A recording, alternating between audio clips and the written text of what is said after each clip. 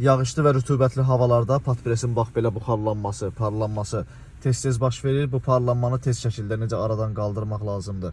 Onu izah eləyəcəm. Diqqətlə baxın, izləyin. Çünki bu görmə məhdudiyyəti yaradır.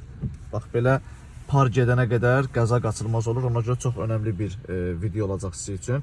Həm də ki, bu Honda Kia'larda bilirsiniz ki, ön alın şüşəsi, yəni bu patpresi qoşanda kondisioner avtomatik qoşulur. Bu prosesi deaktiv eləmək olur. Köhnə videolarımızda var, izləyənlər bilir. İzləməyənlər üçün təkrar istəyirəm, paylaşım eləyim.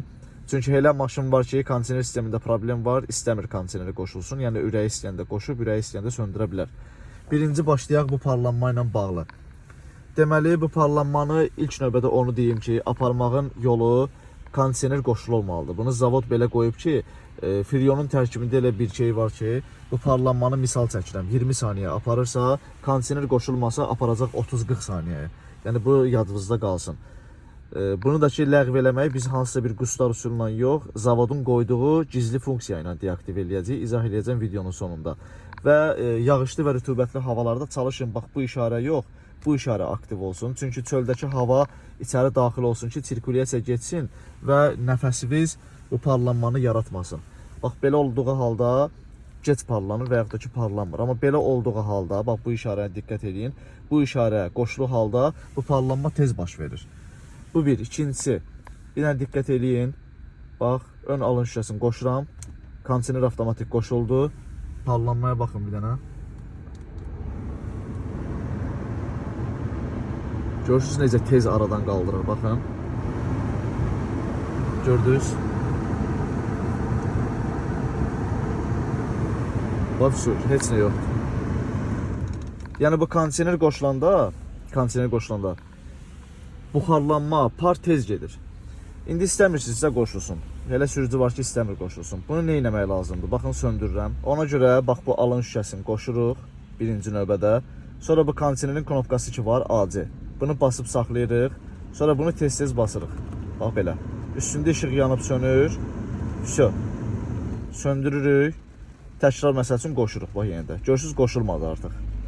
Ürəyi istəyəndə qoşursunuz, ürəyi istəyəndə söndürürsünüz. Təkrar eyni vəziyyətə gətirmək üçün təkrar eyni prosesi eləmək lazımdır. Ön alın şüşəsini qoşuruq. Bax bu knopkanı basıb saxlayırıq. Bax bunu da başlayırıq tez-tez vurmağa. Bax işıq yandı, söndü.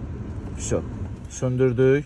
Təzədən bax bunu qoşanda kondisioner avtomatik başlayacaq qoşulmağa. Mən bu şəkildə istifadə edirəm. Hər bir sürücüyə də tövsiyə edirəm ki, bax bu kondisioner qoşulsun. Çünki niyə?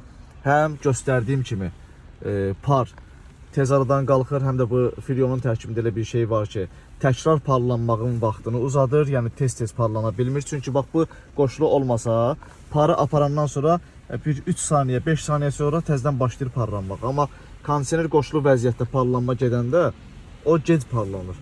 Yəni gec başlayır parlanmağa. Mən bu şəkildə istifadə edirəm. Hər birinizə də tövsiyə edirəm ki, bax bu kondisioner qoşulu vəziyyətdə istifadə olunsun. Bundan da əlavə kondisionerin qış sezonlarında ara sıra qoşulmağının faydası odur ki, kondisionerin kompressoru arada işləyir. Yəni işlətmirsiniz 3 ay, 2 ay, ondan sonra təzədən yay gələndə, təzədən kondisioneri qoşanda avtomatik kompressorda problemlər yaranır. Ona görə ara sıra kondisioneri qoşmağınız tövsiyə olunur. Mənə elə gəlir ki, maarifləndirici video oldu. Bu kimi videolar çalışacağam tez-tez çəkim ki, sizə də faydalı olsun. Səhifəmizi izləməyi unutmayın.